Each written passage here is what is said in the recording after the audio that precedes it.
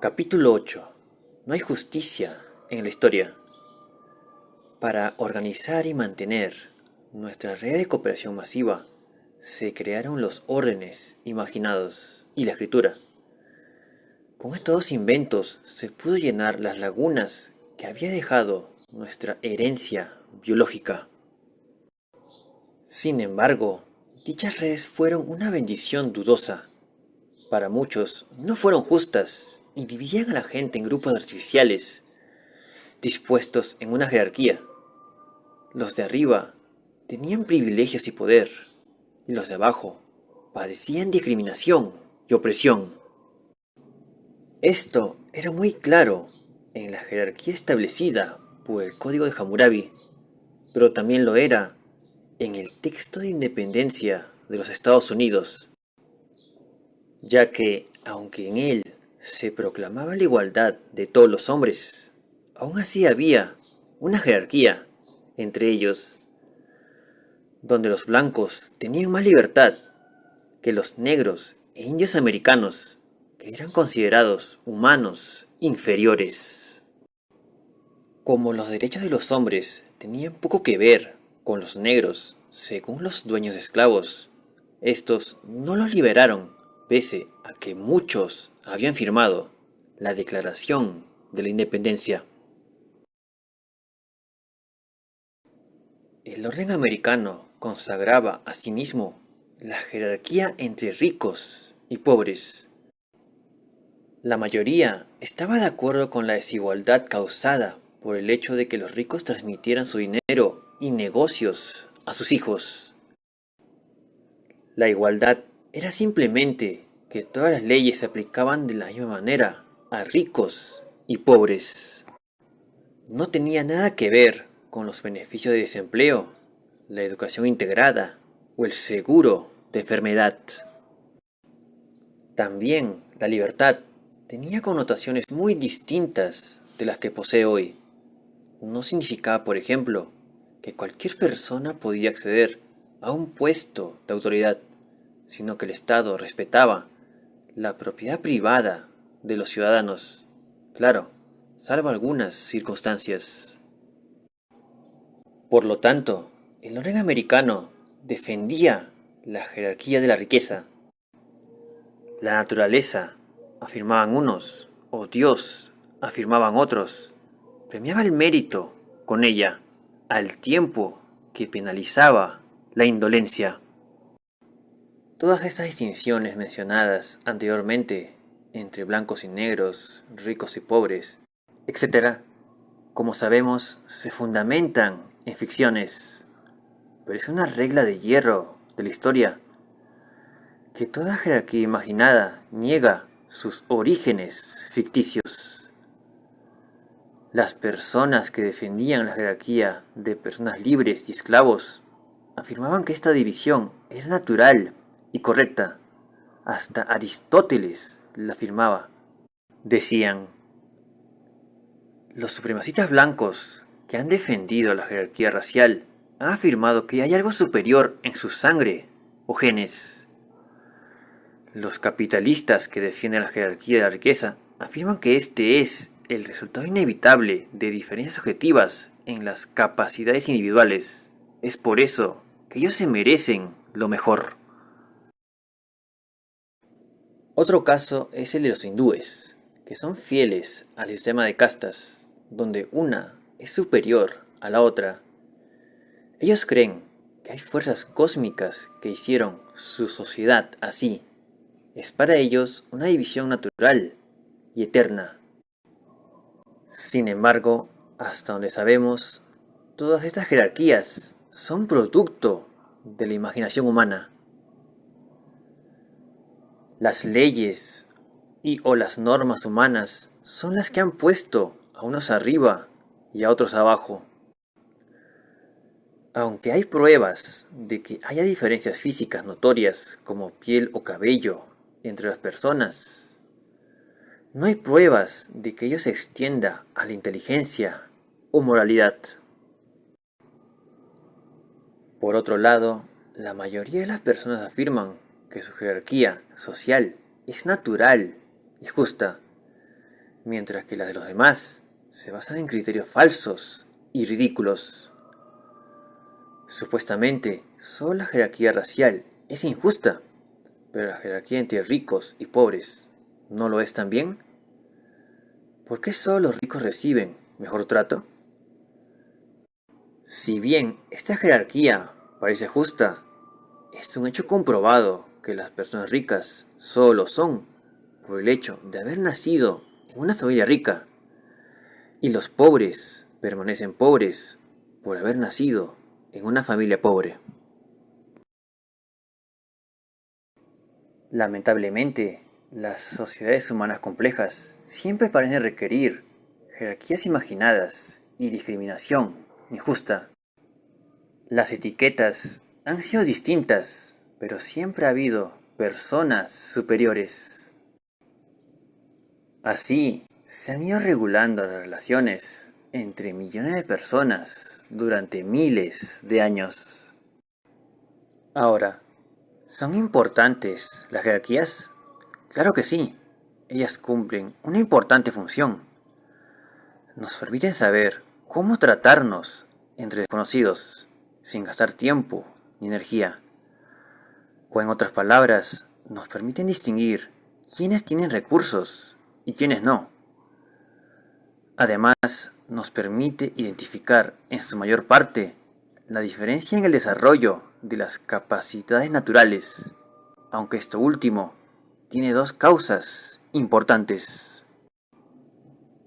Primero, para desarrollar y refinar capacidades o algún talento, se necesita cierto entorno y recursos. Si no, es muy difícil desarrollar algo. Así como Harry Potter, que tenía talento, pero que necesitó un buen entorno para poder desarrollarse. Segundo, aun cuando por alguna razón dos personas en clases distintas desarrollen las mismas capacidades, ellas no tendrían las mismas probabilidades de éxito. Las personas con mejores entornos o con más recursos tienen más oportunidades de volverse ricos. El círculo vicioso. Sabemos que todas las sociedades se basan en jerarquías imaginadas, pero también sabemos que no son las mismas. ¿Qué explica las diferencias? Bueno, generalmente, una jerarquía resulta de un conjunto de circunstancias históricas que luego son perpetuadas y refinadas a través de generaciones. Un ejemplo sería el sistema de castas hindú, que según expertos se originó cuando pueblos indoarios invadieron el subcontinente indio hace unos 3000 años. Los invasores establecieron una sociedad estratificada en la que ellos tenían las posiciones importantes y los invadidos vivían como siervos y esclavos. Al ser pocos los invasores, para que no perdieran sus privilegios, crearon un sistema de castas donde se exigía que cada una tuviese papeles, privilegios y deberes distintos. Nada podía cambiarlos. La mezcla entre castas estaba prohibida, ni matrimonio ni comida. Fue tan firme esta práctica que llegó a formar parte de la mitología y la práctica religiosa. Según los dominadores, las castas reflejaban una realidad cósmica eterna. Los conceptos de pureza e impureza fueron aprovechados para reforzar la pirámide social. El contacto entre castas podía no solo contaminar a la persona, sino a toda la sociedad. Por eso debía repudiarse.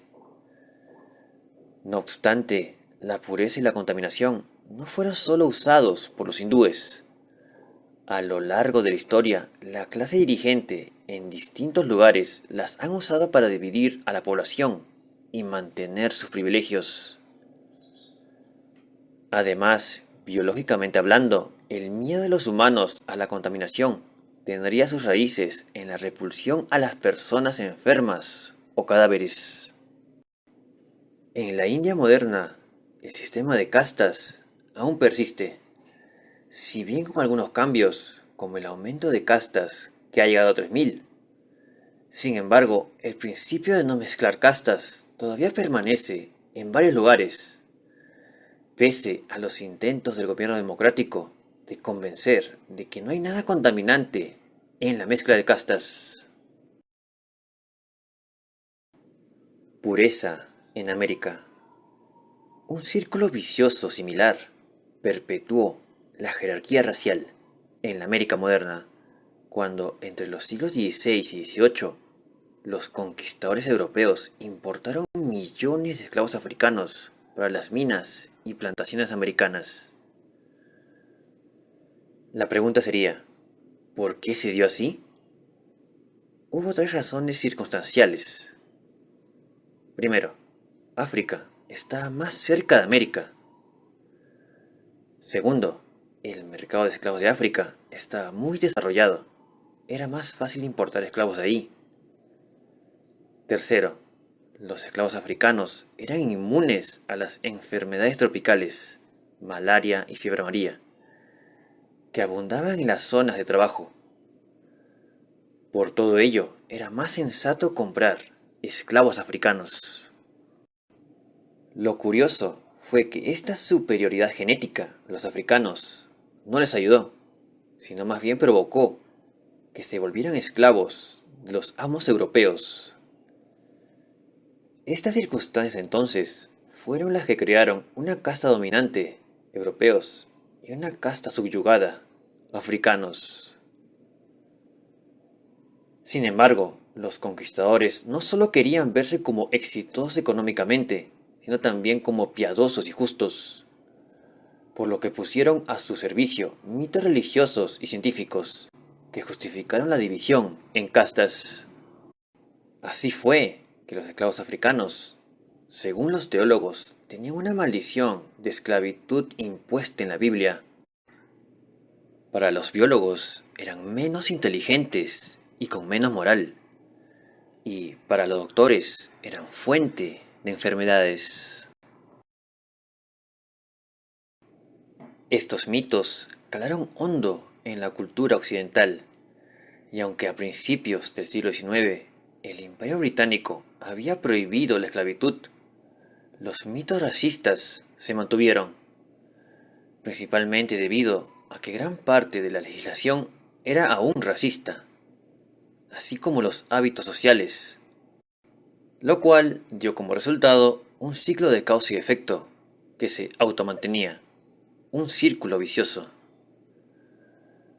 Por ejemplo, en el sur de Estados Unidos, después de la Guerra de Secesión, en 1865, si bien las leyes decían que ya no había esclavitud y que la raza no afectaba la ciudadanía de una persona, los 2 siglos anteriores habían provocado que las familias negras fueran mucho más pobres y menos educadas que las familias blancas. Esto significaba que los hijos de los esclavos heredarían las desventajas. Por otro lado, los blancos y muchos negros consideraban que era un hecho consumado, que los negros eran menos inteligentes, más violentos, sexualmente disolutos, más perezosos y menos preocupados por la higiene personal que los blancos, por lo que eran agentes de violencia, hurtos y violaciones, etc. Todo ello conspiraba en su contra. Uno podría pensar que con el tiempo estos mitos racistas desaparecerían. Sin embargo, en vez de eso, se afianzaron. Mira, decía un blanco promedio, hace tiempo que los negros son libres, pero casi todas las personas profesionales son blancas. ¿No es esta la prueba de que los negros son menos inteligentes y flojos?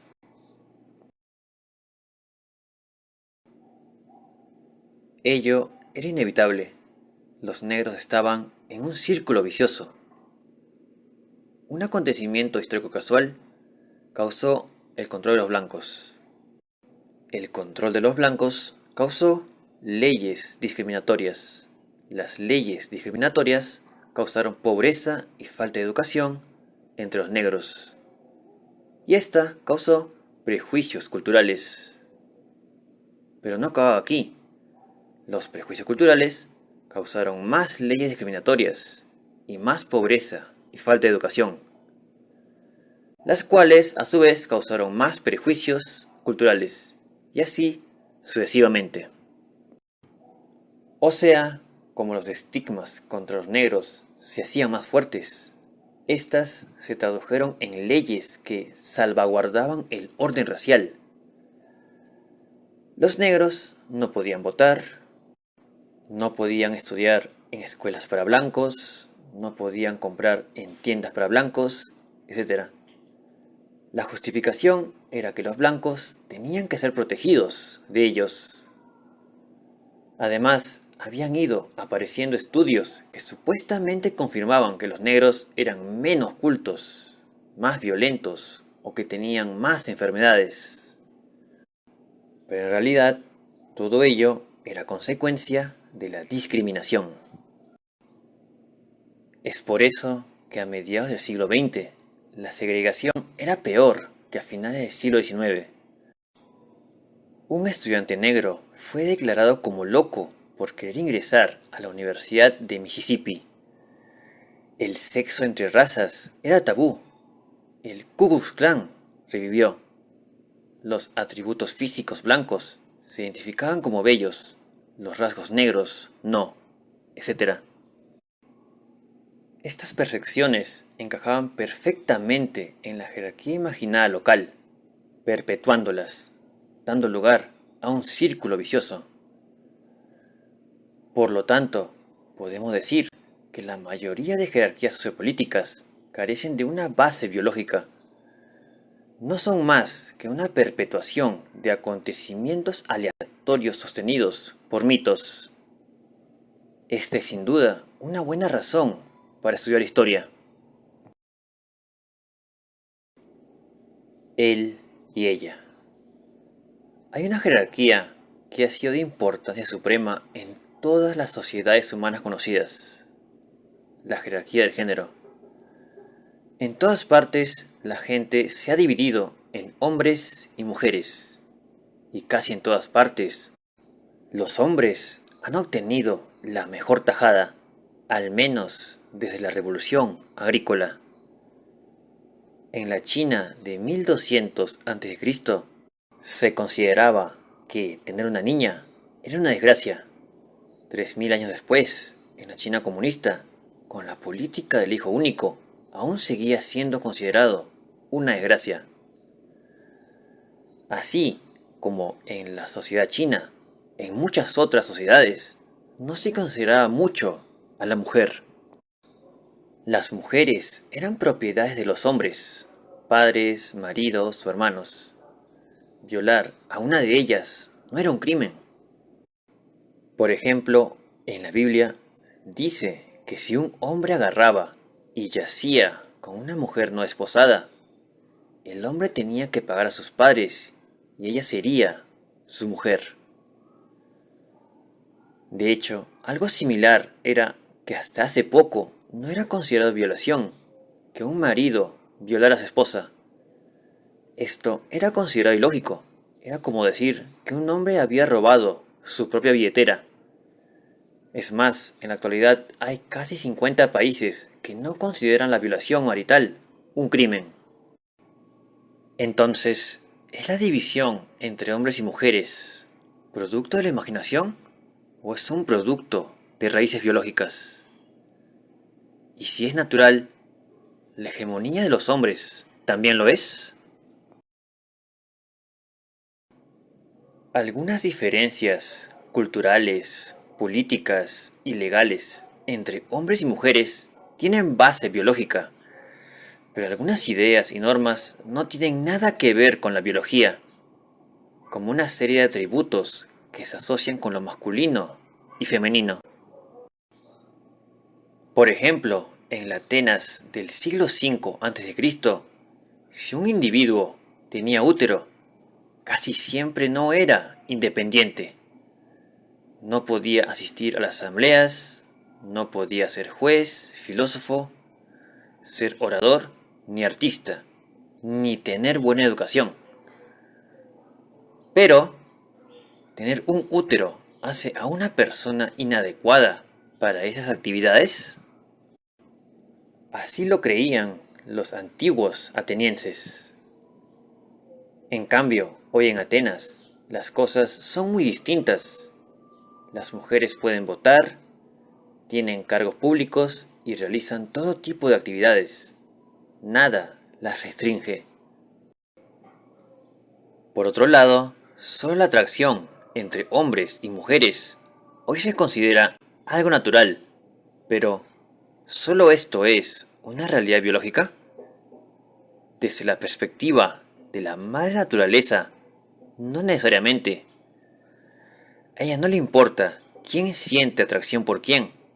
Son los humanos actuales a los que les importa, ya que antes, poniendo algunos ejemplos, en la Grecia clásica o Macedonia, las relaciones homosexuales eran algo normal.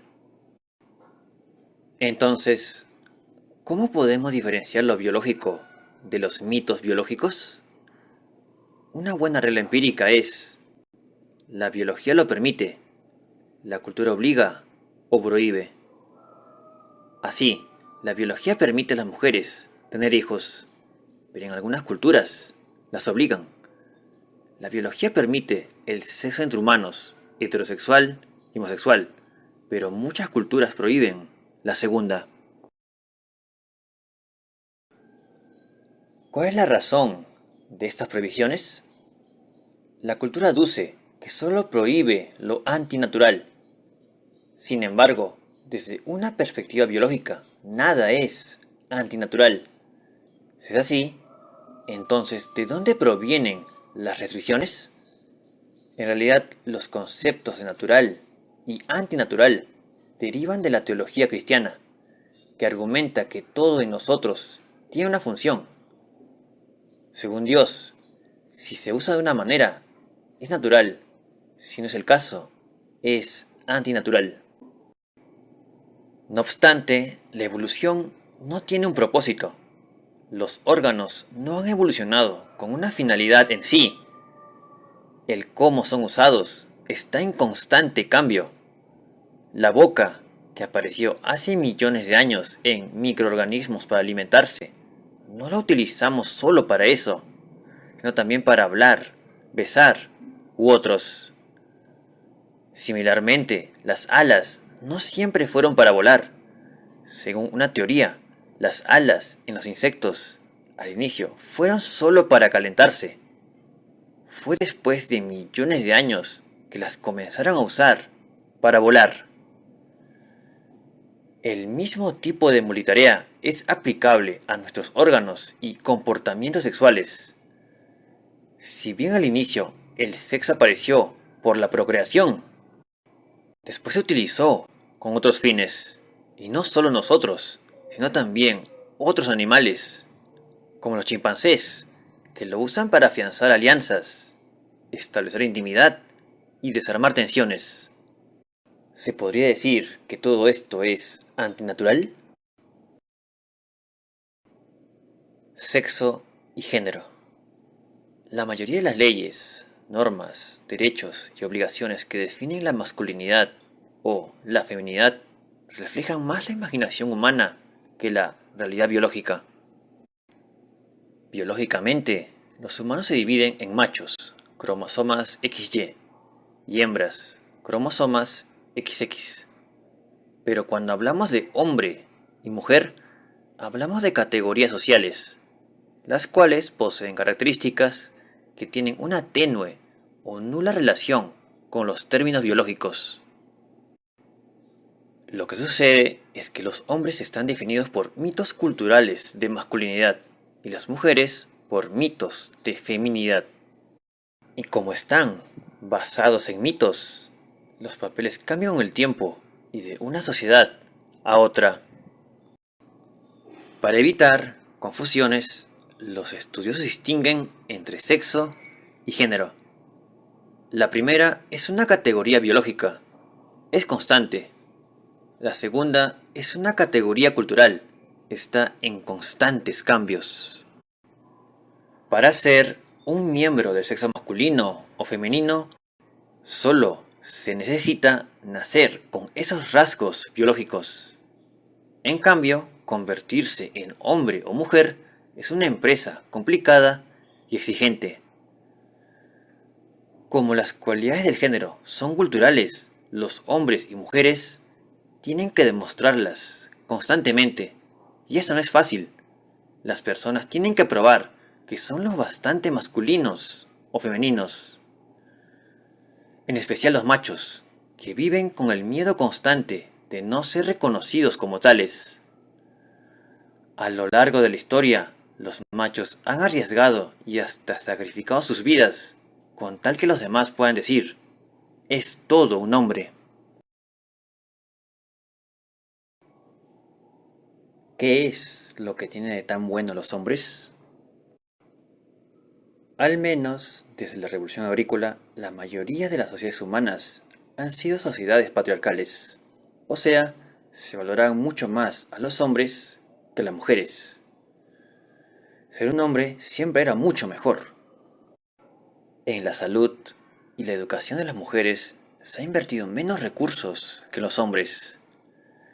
Ellas han tenido menos oportunidades económicas, menos poder político y menos libertad de movimiento.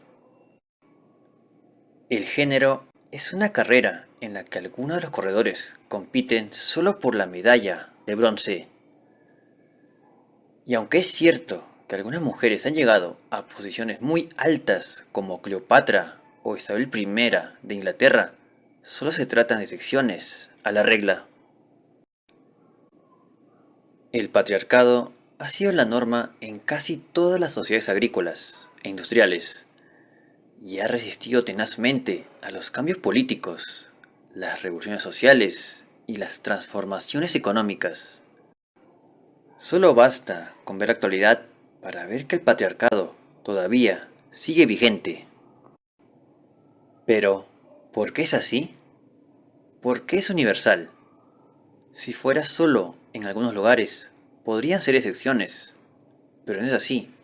El patriarcado ha dominado casi todas las sociedades. Es por eso que se podría pensar que existe alguna razón biológica universal por la que casi todas las culturas han valorado más la masculinidad que la feminidad.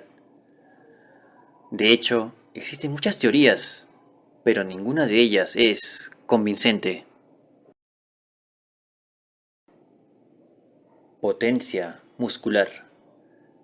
La teoría más común dice que los hombres son más fuertes que las mujeres y que usaron esta fuerza para someterlas.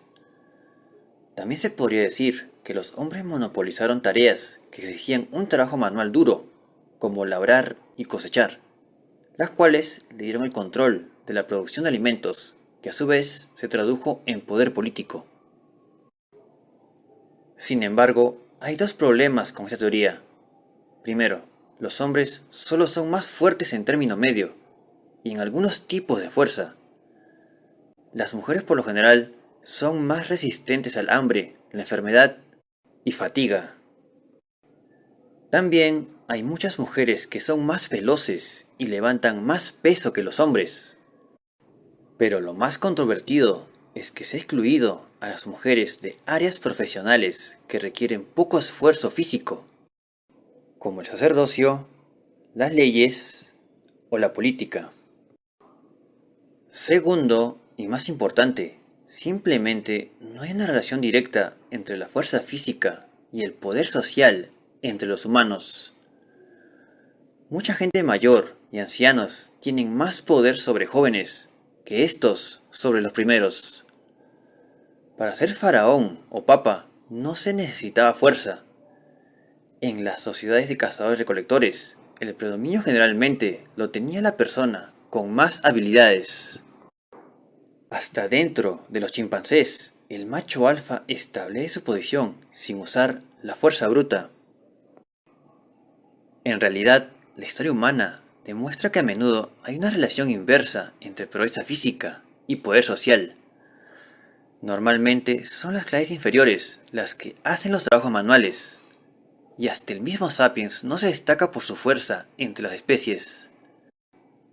Si recordamos, fueron las habilidades mentales y sociales las que lo llevaron al ápice, los cuales actualmente son más importantes para el poder que la fuerza bruta. Es por eso que es difícil creer que el patriarcado se base en la fuerza física de los hombres. La escoria de la sociedad. Otra teoría explica que la dominancia masculina resulta no de la fuerza, sino de la agresión. Millones de años de evolución han hecho a los hombres mucho más violentos que las mujeres. Es por eso que la guerra ha sido una prerrogativa masculina. En las épocas de guerra, los hombres, al controlar las fuerzas armadas, controlaban también la sociedad civil. Esto repetido varias veces en la historia ha puesto al patriarcado en el poder. Y hasta hay estudios sobre los sistemas cognitivos que refuerzan la teoría que los hombres son más agresivos y violentos. No obstante, aunque las tendencias violentas hagan a los hombres más aptos para ser soldados, también es necesario que las personas que los dirigen, altos oficiales, sean agresivos. No tendría por qué ser así. Los mandos también podrían ser femeninos. Con el fin de administrar una guerra, es seguro que se necesita de vigor, pero no mucha fuerza ni agresión. Para ganar, se necesita capacidades como la de mantener la paz en la casa, adquirir aliados y comprender lo que piensan los demás. Todo eso no lo encuentras en un bruto agresivo. No sería buena idea dejárselo a uno de ellos. Por ejemplo, Augusto, que no era considerado bueno en lo militar, logró un imperio estable, algo que no habían logrado Julio César ni Alejandro Magno, que eran generales y guerreros mucho mejores.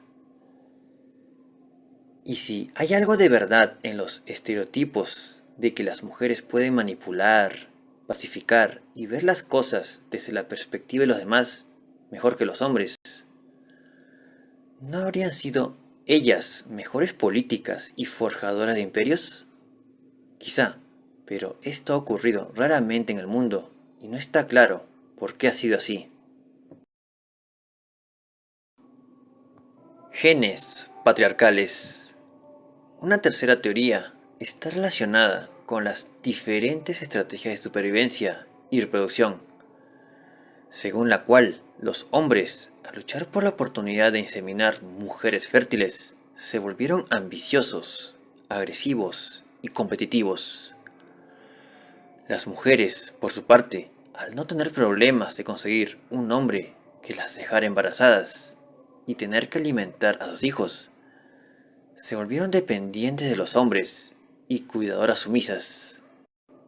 El resultado fue que a la larga los hombres son mejores para los negocios y política, mientras que las mujeres dedican su vida a criar a los hijos. Sin embargo, esta teoría también es problemática. ¿Por qué las mujeres tenían que depender de los hombres y no de otras mujeres? ¿Y por qué los hombres, que eran tan competitivos entre sí, se volvieron socialmente dominantes? Por ejemplo, los bonobos y elefantes viven en sociedades matriarcales, con hembras apoyándose entre sí por necesidad y machos relegados a puestos secundarios, dedicándose solo a luchar y competir, no desarrollando sus habilidades sociales. Si esto es posible entre los bonobos y los elefantes, ¿por qué no entre Homo sapiens, que tiene la ventaja de cooperar en gran número? ¿Cómo fue que los supuestamente menos cooperativos hombres controlaron a las más cooperativas mujeres? ¿Acaso los machos de Homo sapiens tienen habilidades sociales que no percibimos? En la actualidad no tenemos respuestas satisfactorias.